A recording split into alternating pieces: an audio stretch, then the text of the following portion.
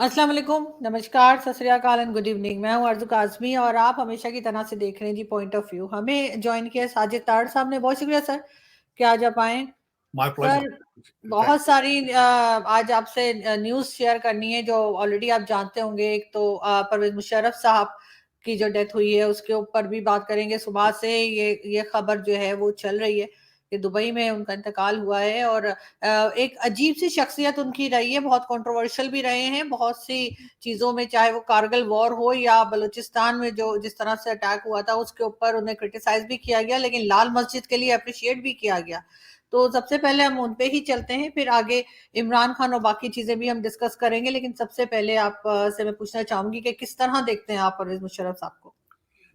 मैं आरजू परवेज मुशर्रफ साहब को एज ए बहसीत student of political science discuss करूंगा। और जिस तरीके से वो आए, जिन सर्कमस्टांसेस में आए, जब एक यहाँ जिस तरीके से त्यारे के अंदर ही उनको रोक दिया गया, सारी चीजें। सबसे पहले तो मैं ये बताना चाहूंगा कि पॉलिटिकल साइंस क्या कहती है डेवलपिंग कंट्रीज के लिए, जहां जहां तालीम ना हो, बिल्कुल ना हो तालीम, और लोगों का हजूम हो जो इतने करप्ट हो, जिनके हालात, जिनको समझ ही ना हो कि हमने क्या करना है। दिमाग के ऊपर उनको, मेरा मसला इस तरीके से मजहब की तरफ उनको, वो लोग उस जिहाद की तरफ धकेल रहे हैं जिनके अपने बच्चे लंदन में पढ़ रहे हैं। आज के सर्कमस्टांसेस में मुझे देखें तो परवेज मुशर्रफ आपको मैं समझता हूं फरिश्ता नजर आता है। आज आपके पास ना मुआशियत है, ना सुकून है, दहशतगर्दी ऊपर चक्कर लगा रही है, लॉ एंड ऑर्डर, अदालतों की समझ, हर चीज को चैलेंज किया जाता है अदालत में, और अदालतें सियासी फैसले कर रही हैं। और आज आप देखें, आपकी फिर आप बिल्कुल सारा वो कहते चक्कर लगा के 100 मील का फिर उसी जगह पे आ गए हैं जहां परवेज मुशर्रफ ने जगह छोड़ी थी। मुझे अभी याद है, आज से साल पहले एक दफा मैंने एक किसी प्रोग्राम में मैंने कहा था कि परवेज मुशर्रफ मेरा हीरो है। मुझे अभी याद है वाकया, जब सेठ साहब ने, एक जज थे सेठ साहब ने, उन्होंने कहा था कि इसको फांसी लगा दो डी चौक में और इसकी लाश को लटकते वहां छोड़ दो। तो मैंने कहा था ज्यादती की है इन्होंने, क्योंकि मैं सेठ साहब, उन जज साहब के बैकग्राउंड से भी वाकिफ था। तो मैंने कहा था कि Pervez Musharraf is my hero. तो इतना लोगों ने उस पर एतराज किया कि तुम बहसीते एक वकील, एक student of political science, how dare you do that, how dare you say that. मुझसे डिस्कशन करें, चैलेंज करें, आर्गूमेंट करें मेरे साथ। आज 3 लोग इस वक्त जो सामने फिर रहे हैं वो कौन हैं? वो मार्शल लॉ की पैदावारें हैं वो सारे। वो तीनों के तीनों जो हैं वो पैदा जीएचक्यू में हुए हैं, इंक्लूडिंग मिस्टर हैंडसम। ये जो आज आज आप नरेटिव लेके फिर रहे हैं, एंटी एस्टेब्लिशमेंट, और जर्नलों के नाम ले लेके जो आप ट्वीटें करते हैं, जो आप हैशटैग चलाते हैं, कुछ शर्म करें आप। जिन 3 लोगों के पीछे आप फिर रहे हैं, तीनों फौजियों की पैदावार। और आज मैं फिर अगले दिन मैंने ट्वीट किया है, मुझसे वो भी मैं कहता हूं वो आर्गूमेंट करें। मैंने अगले दिन ट्वीट किया कि पाकिस्तान का वाहिद हल एक स्ट्रिक्ट मार्शल लॉ है। मैं बल्कि अगली बात मैं भूल गया था कि developing country, third world countries के लिए जरूरी होता है कि अगर जो डिक्टेटर हो वो मुल्क के साथ सिंसियर हो, कौमें तब तरक्की करती। अब ये आपकी किस्मत है कि आने वाला खुशकिस्मत होता है या नहीं होता, वो क्या करता है। अब मैं ये जो मैं आज अगले दिन जो मैंने ट्वीट की, जिसके ऊपर बड़े ये लौंडे लपाड़े मेरे पीछे पड़े हैं कि अमेरिका में बैठे हो और भाई उधर मार्शल लॉ लगवा लो, ये कर लो, और तुमने ये क्या। पर यार मेरी बात सुनो, कुछ अकल के नाखन लो। $85 बिलियन का जो असला छोड़ के गए तो पेशावर पहुंच गया वो, और पेशावर से इस्लामाबाद 2 घंटे 33 मिनट का टाइम है, 180 किलोमीटर है। और जो तुम ये सारे ट्विटर लेके फिर रहे हो, टिकटॉक फिर रहे हो, तुम्हारे डीएनए में फाइटिंग नहीं है। ये अपनी हिस्ट्री पढ़ो, 10 रुपए खर्चो तो अच्छी सी किताब हिस्ट्री के लेके पढ़ दो कि तुम हो कौन। तुम ये जो तालिबान के तुमने जश्न बनाए थे इस्लामाबाद के अंदर, जो झंडे लगाए थे, ये हजारों साल तुम्हारे ऊपर रूल करके गए थे। चंद 100 आए थे खोतों पे बैठ के, ये गधों पे, ये गधों पे बैठ के आए थे, हजारों साल तुम्हारे ऊपर हुकूमत करके। चंद गोरे आए थे शिपों में, कितने आ जा रहे थे भाई शिपों में, हजारों साल वो तुम्हारे ऊपर हुकूमत करके गए। ये ट्वीट करने से पहले, किसी को क्रिटिसाइज करने से पहले 2 चीजें अपने डीएनए के बारे में पढ़ा करो कि तुम्हारे डीएनए में है क्या। और मैं दूसरा उसमें मैं ये कहूंगा, बल्कि बदकिस्मती यही होती है, मैं हमेशा यही कहता हूं, आज जो मैं कह रहा हूं मार्शल लॉ हो, तो मैं वाकई कहता हूं मार्शल लॉ होना चाहिए, लेकिन मार्शल लॉ लगाने वाले भी तो पाकिस्तानी होंगे ना भाई, वो कौन से फ्रेंच होंगे, वो कौन से फ्रेंच होंगे। मैं सिर्फ एक मिसाल देना चाहता हूं, सिर्फ एक मिसाल देना चाहता हूं। ये आज रो रहे हैं, जो सारे बैठ बैठ के रो रहे हैं, हमारे साथ जुल्म हो रहा है, और मोहसिन बेग को भूल गए थे भाई तुम, राना सनाउल्लाह को भूल गए जो उसके साथ किया था। अब मैं करप्शन की स्टोरी बताना चाहता हूं। वजीर आला का एक सेक्रेटरी है, 90 करोड़ उसका एक वादा माफ गवाह बन चुका है, 90 करोड़ रुपए की करप्शन के चार्जेस उसको। ये जो मजहबी कल्ट बन चुका है इस वक्त, जो पीछे लगे हुए हैं एक अमीरुल मोमिनीन के, इनको वो पूछना चाहिए, ये मुबैना तौर पर जो चार्जेस लगे हैं उनको देखें कि वो आगे कहां जाते हैं। और चले छोड़ें, उनको क्या देखना है, मुल्क बैंकरप्सी के सर पे क्यों बैठा हुआ है। 9 अरब रुपया तो हमारे मिस्टर हैंडसम ने लिया था, 417 अरब रुपया जो था वो तो लिया, इन्होंने दहशतगर्दी के खिलाफ लिया था। आज उनके पास ना कैमरा ना कुछ भी नहीं पड़ा हुआ। मुझे ये बताएं, वो 25 साल का मिनिस्टर है, 74 कनाल की कोठी बना रहा है पेशावर के अंदर, जिसमें 12 कनाल की वो झील बना रहा है अंदर, और पेशावर डेवलपमेंट अथॉरिटी की वो मशीनें इस्तेमाल कर रहा है। जिस मिनिस्टर की दाढ़ी पूछे ही नहीं है, 75 कनाल की कोठी बन रही पेशावर में, वो जाके देख लो भाई। वो जैसे बंदों के ऊपर इस तरह की तुम ट्वीट करने से पहले ये सुन लिया करो, और उर्दू में ट्वीटें करना छोड़ो, पहले इंग्लिश सीखो।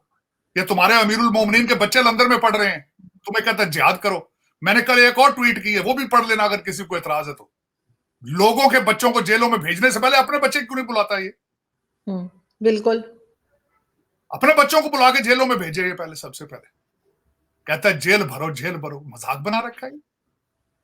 मुझे तो इससे गिला ही नहीं है, मुझे तो गिला उनसे है जिन्होंने इसको बनाया है। जब तक आरजू वो बाहर निकल के अपनी गलती का इतराफ नहीं करेंगे, ये मुल्क नहीं बचेगा। क्योंकि हमेशा जो इस्लाह शुरू होती है एडमिशन से, करेक्शन शुरू होती है एडमिशन से। पिछली माजी की गलतियों को जब तक आप एडमिट नहीं करेंगे, आपकी इस्लाह शुरू नहीं होगी। और यही मसला है इस वक्त। $85 बिलियन के असले को क्या करोगे भाई? थर्मल टेक्नोलॉजी लेके पेशावर पहुंच गए वो, नाइट विजन गागल है उनके पास, क्या करोगे? जो सर बार बार कहा जा रहा है इनके पास सिर्फ 18 दिन के पैसे रह गए हैं, इनके पास फंड खत्म हो गए हैं, वो क्या होगा, उसका क्या होगा आपके ख्याल से? इनके पास सिर्फ 2 हफ्ते का आपके पास तेल बचा है, और कुछ भी नहीं। क्या होगा? कुछ भी नहीं होगा। क्या होगा आगे? पहले कौन मर रहे हैं सड़कों के ऊपर, कौन मर रहे हैं? वो मरते रहेंगे, भूख से मरेंगे चाहे धमाकों में मरे, वो मरते रहेंगे। ये आपका 5,000 बंदा जो है वो 1 वे टिकट लंदन और दुबई का लेकर बैठा हुआ है इस वक्त, वो तो उड़ जाएंगे। जो IMF के आसपास जितने बच्चे फिर रहे हैं, जो फाइलें लेके अफसर फिर रहे हैं, सबके बीवी बच्चे डुअल सिटीजन हैं। सर इनका भी सुनने में आ रहा है इमरान खान का कि उम्रा करने जाना चाह रहे हैं, इनकी टांग तो ठीक हुई नहीं, उम्रा कैसे करेंगे? ओ भाई वो पता नहीं क्या डर। कहीं बाहर निकलने की कोशिश तो नहीं कर रहे हैं? ऐसा तो नहीं कि वापस ही ना आए? देखिए वैसे आज जाए कल जाए चले तो इसकी डेस्टिनेशन तो लंदन ही है ना भाई। इसकी डेस्टिनेशन तो लंदन, जहां बच्चे बैठे वहीं जाएगा, और कहां जाएगा? या इतना इसको पाकिस्तान से इतना प्यार होता तो अपनी औलाद ही बुला लेता। लेकिन इससे क्या भाईदा, अपने जिस्म का टुकड़ा लड़की है, उसको रिकॉग्नाइज ही नहीं कर रहा है, उसका नाम ले तो शर्मिंदा हो जाता है, आगे परे हट जाता है। जो अपनी औलाद के साथ सिंसियर नहीं, मुल्क को क्या देगा भाई?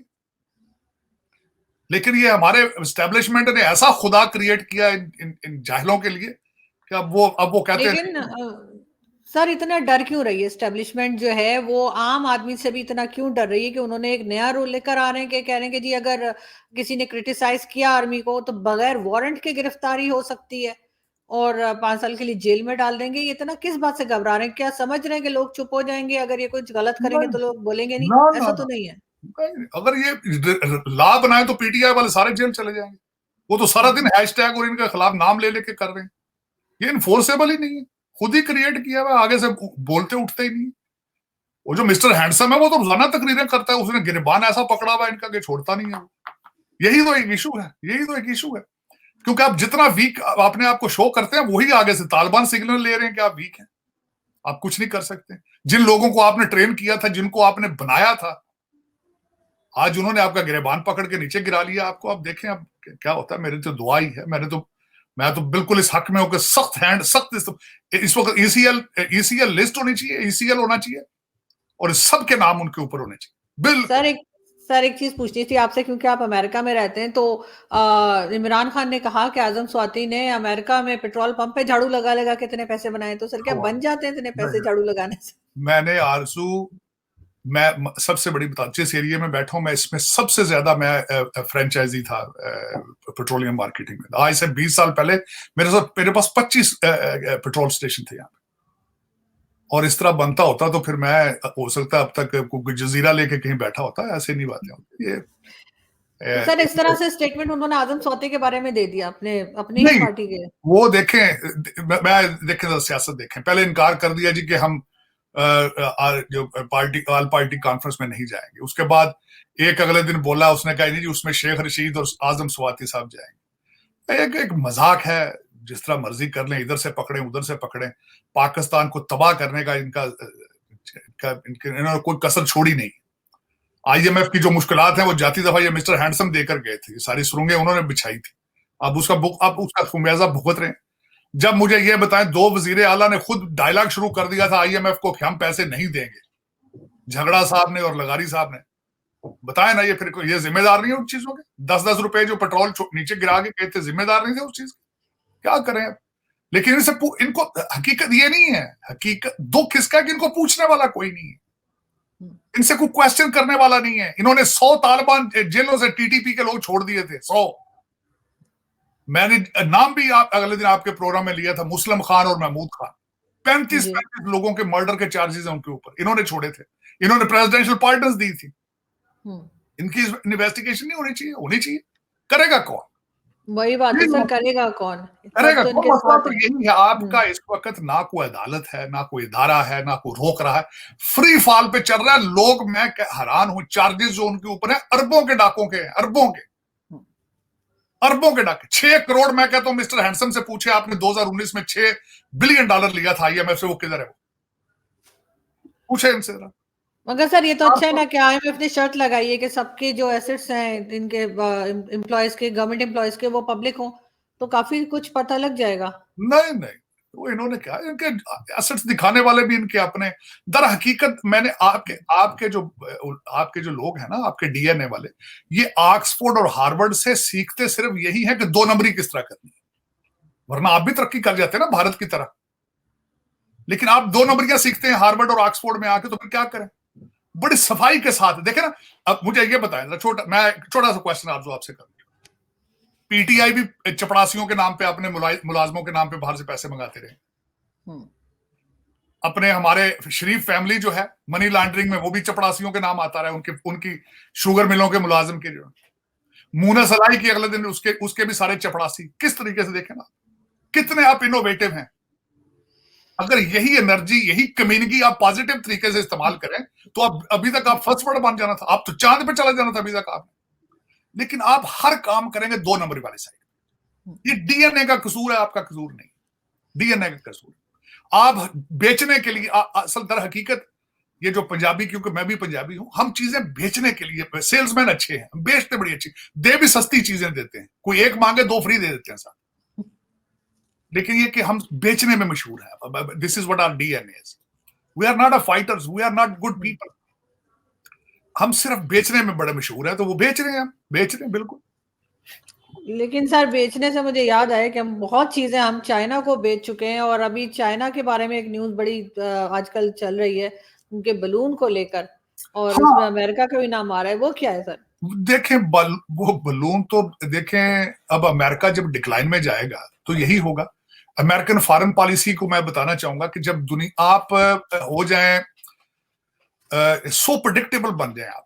इस वक्त जो हमारे जो बाइडेन एडमिनिस्ट्रेशन है, वो तो बेचारा बहुत बूढ़ा हो चुका है, उसको तो पता नहीं बोलना क्या। वो हेलीकॉप्टर से उतरता है, उसको बताना पड़ता है दरवाजा उधर है यार, उसकी हालत ये। हर स्पीच के बाद उसको वो पकड़ के कहते हैं मियाँ जी इधर से आओ, बाबा जी इधर से आए। इस वक्त हुकूमत चला रहे हैं ओबामा साहब, पुतिन केजीबी का और बड़ा नेशनलिस्ट रशियन है। इसी तरह प्रेसिडेंट शी है, वो अपने मुल्क के साथ बड़े सिंसियर है। उन्होंने इनको प्रेडिक्ट कर लिया है कि ये कौन लोग हैं अमेरिकन। उन्होंने कहा ये वीक लोग हैं। जिस तरीके से ये $85 बिलियन का असला छोड़ के अपने बच्चों की लाशें उठा के भागे अफगानिस्तान से, वो उन्होंने प्रेडिक्ट कर, कैलकुलेट कर रखा है उन्होंने। उन्हें पता है कि ये अब इनके बस की बात नहीं। 55% इनकी यूथ इस वक्त जो है मरवाना पी रही है और उसमें खुश है ये। मैं हार्वर्ड में आज से महीना पहले गया, वहां पे सारे भारतीय बच्चे बैठे थे, सारे चाइनीज बैठे थे, वो पढ़ पढ़ के वापस जा रहे हैं। इनकी टेक्नोलॉजी, अब मेरे खैर ख्याल में साल 2 साल बाद इनके पास कोई टेक्नोलॉजी बचेगी भी नहीं। इनके पास इस वक्त टेक्नोलॉजी क्या है, जुकरबर्ग और ट्विटर वगैरह ही है और कुछ भी नहीं। या फिल्में बनाएंगे हॉलीवुड की, और क्या है। अब दर हकीकत ये है, जरा देखें, वो 8 दिन हो गए उस बलून को उड़े हुए, अमेरिका में घुसे हुए उसको 5 दिन हो गए। बिलिंग्स मोंटाना के अंदर सिविलियन नीचे से उसको देख रहे हैं। कौम को ये कह रहे हैं 60,000 फुट की बुलंदी पर था, वो 40,000 फुट की बुलंदी पे, और 36-37,000 की बुलंदी के ऊपर आपका कमर्शियल जेट लाइनर उड़ता है। नीचे से सिविलियन देख रहे हैं भाई, वो बलून है ऊपर। मजे की बात है कि नीचे से अमेरिकन अपनी बंदूकों के साथ गोलियां मार रहे हैं उसको, हालांकि वो बहुत ऊपर था वो। अमेरिका के हालात ये हैं, चाइनीज और रशियन कैलकुलेट कर चुके हैं कि दे आर ओवर। जिस दिन अफगानिस्तान से ये लाशें उठा के भागे थे, तो उस वक्त पूरी दुनिया ने फैसला कर लिया था कि they are no longer super power. ये अब ये 2 चीजें इससे आती बलून से। या तो वो स्पाई कर रहे थे वाकई, साथ उसके दूसरा काम ये कर रहे थे, वो टेस्ट कर रहे थे कि ये किस काबिल है। नुकसान इनको क्या हुआ है वो मैं बताता हूं। नुकसान इनको ये हुआ है, अमेरिका के अंदर कोई चीज नहीं बनती सिवाय मिसाइलों के, फाइटर जेटों के, टैंकों के, गोलों के अलावा कोई चीज नहीं भी चल यहां बनाते ही। अमेरिका की economy is called the military industrial complex. जब उनके ऊपर बलून उड़ रहे हैं दुश्मन के, कोई इनके मिसाइल लेगा इनसे? सोचने वाली बात है। और मिसाइल कहते हैं कि वेदर चेक कर रहा है, वेदर वो चेक कर रहा है वहां पे जहां पे इंटरकॉन्टिनेंटल न्यूक्लियर मिसाइल नीचे लगे हुए, उस फैसिलिटी के ऊपर खड़ा बलून आके। तो जो खुद इतने कमजोर हो चुके हैं, उनके पटाखे कौन लेगा भाई? सऊदी तो चले गए चाइनीज कैंप में पहले ही, रशिया के कैंप में जा चुके हैं। यूक्रेन स्वाय इनके सिर्फ लालच, उनको ये कहते हैं डॉलर दे दो, ये डॉलर देते हैं, और यूक्रेन वाले डॉलर सारे दुबई और इंग्लैंड लेके जा रहे हैं, वो तो करप्ट 3 नेशन है वो तो। ये जो उनको मिसाइल टेक्नोलॉजी दे रहे हैं, बल्कि उन्होंने अगले दिन पाकिस्तान से भी लेके दिए उनको पटाखे। उन्होंने भी जो एक्सपायर को पटाखे पड़े हुए थे, वो भी वो उन्होंने देख लिया, वो एक ब्रिटिश जहाज आता रहा वहां से, वो ले लेके पटाखे जाता रहा, इनको देता रहा, वो देख रहे हैं सारा कुछ। मजे की बात है, वो जहाजों के नंबर इनको इतना नहीं पता, वो फ्लाइट नंबर सारा चार गूगल में चल रही होती है हर चीज। जहाज रोजाना एक इंग्लैंड से आ रहा है, पटाखे लेके जा रहा है। वो पटाखे भी सारे ब्लैक मार्केट में बिकेंगे, देखिएगा आप, क्योंकि यूक्रेनियन बहुत करप्ट कौम है। वो ये बेचेंगे सारे ये अरबों को बेचेंगे वो जो पटाखे ब्लैक मार्केट में, ये पठान भाई भी लेंगे वो सारे कुछ। लेकिन ये देखें, अमेरिका की एक, मैं समझता हूं कि इनको 250 साल लगते हैं सुपर पावर को गिरने में, तो इनके मेरे ख्याल 250 साल हो चुके हैं। अब ये नशा ही करेंगे बस, इसके अलावा और कुछ नहीं करेंगे। सोशल सर्विसेज में बताना चाहता हूं कि क्या कर रहे हैं। 2 जो सबसे ज्यादा खतरनाक इनके अंदर हो चुका है। आरजू 2 आइडियाज हैं, कहते हैं वर्क फ्रॉम होम, कहते हैं घर बैठ के काम करो। इसका मतलब ये काम ना करो, घर में बैठ के काम होता हो तो फिर सारी दुनिया ही कर ले। अब दफ्तर बंद कर दिए। जिस स्टेट में मैं यहां बैठा हूं, वो क्या कह रही है, वहां पे बिल पेश हो चुका है कि वीकडे 4 डेज का होना चाहिए, 4 दिन काम करें। और दूसरा उन्होंने क्या किया है, जो सोशलिस्ट आइडिया ये इंट्रोड्यूस कराया है गवर्नमेंट ने, मेरे वाली स्टेट जहां मैं बैठा हूं मैरीलैंड, वो कहते हैं जो एम्प्लॉयर अपने मुलाजमों को 3 दिन की छुट्टी देगा, अगर उसको नुकसान हो तो वो गवर्नमेंट उसका नुकसान पूरा करेगी। कर बैठे तरक्की बस। ये अजीब सी बात है सर, वरना तो यही सुनते थे कि वहां पे लोग बहुत ज्यादा, चाहे अमेरिका हो या यूरोप, वहां के लोग काम बहुत ज्यादा करते हैं, तो एशियंस को कहा जाता है कि एशियंस बच रहे होते हैं काम से। अब माजी में मुझे बिल्कुल याद आती है बात नेपोलियन बोनापार्ट की। उसने कहा था चाइनीज को ना जगाओ, इनको अफीम ही खाने दो, ये उठ गए तो बड़े बुरे तरीके से मारेंगे। वो देखो 30 साल में इनकी 400 साल की हिस्ट्री को बराबर कर दिया उन्होंने। 30 साल में उठे वो, 30 साल में। और ये 400 साल की हिस्ट्री वाले, 18वीं सदी में हर चीज अमेरिका में बनती थी, इनोवेशन। आज इंग्लिश और मैथ पढ़ने के बजाय ये वीड पे लगे पड़े, आप जिहाद पे लगे पड़े।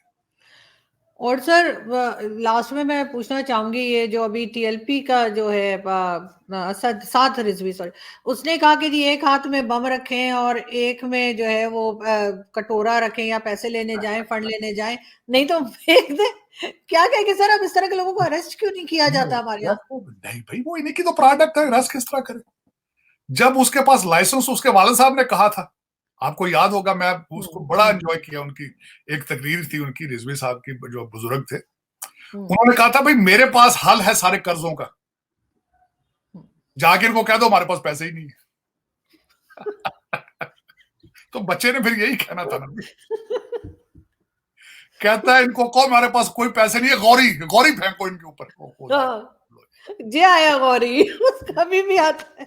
कसम खुद यार, मुझे खुदा की कसम आपकी कौम के माइंडसेट पे कभी रोना मगर सर वो फिर भी ओरिजिनल था, सर वो फिर भी ओरिजिनल था। ये कॉपी करने में मजे का नहीं लग रहा है, जो कह रहे हैं ना एक हाथ में बम लेके जाए और एक वैसे, मजा नहीं आया जो इनके फादर के टाइम पे वो बोलते थे वाले ना, वो साहब फिर भी कुछ फनी। वो तो क्लासिक थे ना भाई, वो तो क्लासिक थे, वो तो चीजें वो तो बड़ा एंजॉय कराते थे, फन होता था, साथ इलामा इकबाल के शेर फेंकते थे वो, और क्या बात है उनकी पे, वो तो बहुत सब बड़े। जब उन्हें कहा जाता था कि वो डी चौक पे या जहां कहते थे फैजाबाद पे बैठ जाते थे, 2 दिन के बाद लिफाफे लेके चले जाते थे, सब भाई खुल्लम वो खुल्ला लिफाफे बांटा करते थे। देखे भाई, भाई हर चीज हमने खुद ही इजाद की ना, हर चीज तो हम खुद ही इजाद करते हैं। ये मैं आपको बताया आरजू, जिस दिन अफगानिस्तान के अंदर रशिया आया, अमेरिका ने डॉलर भेजे कंटेनर्स में, उसके बाद आप उठे ही नहीं, आप डॉलरों पे लग गए। हमारे परवेज मुशर्रफ साहब भी फौत हुए तो अमेरिकन हॉस्पिटल था दुबई में, इतनी मोहब्बत थी उनकी अमेरिका के साथ। अब आपको अमेरिका के डॉलर ख्वाब में भी नजर आते हैं, आप उठते बैठते भी कहते हैं डॉलर डॉलर डॉलर डॉलर, बस ये बस आपके उन्होंने आपका डीएनए तबाह करके रख दिया। You are no longer human any more, you are mercenaries for hire. जो भी डॉलर दे आप उसकी बस उसके पीछे पीछे पीछे।